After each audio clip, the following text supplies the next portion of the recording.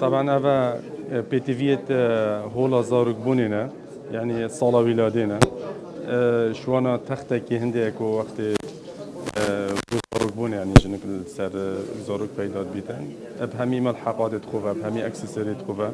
وتقال هندي وكي حاضنه كان بجنا وجهه بجيك لتي دا گرم كرن و لتي دا ورگرتن و حتى كو نقل كرن و أبا يعني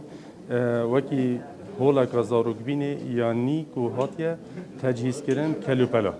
فأوجي يعني وكي بيجن هاري كاره بو خسته آمدیه نخوشخانه آمدیه تایبتی جه زاروک بینه تشتکینی یعنی هاری کاره کو بو هنده پتر خدمت نخوش حوالاتی بده وره بده کرن یه تاتی نبشکش کرن شلای دولت و چیک و بو کرد ساخلمی و تایبتی بو باجر آمدیه گله که گرنگیا پیدای و وکی آخفتنا قنصلیج دا دیار بوی کو اوروکک هاتیه وره و دیتی و پیشکش کرین کو البره پروژه کدیجی پیشکشی نخوشخانه آمیدی بکن اما کو جافدریا زاروکا یا چرخ کو بجین این عاشا زاروکا بجی نخوشخانه آمیدی بتوکرن اوجی دی فتر خدمت نخوشاکتن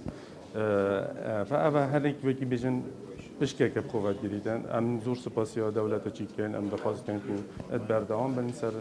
وان هاری کاریا بو کرت استقلامی چون گذار گیرن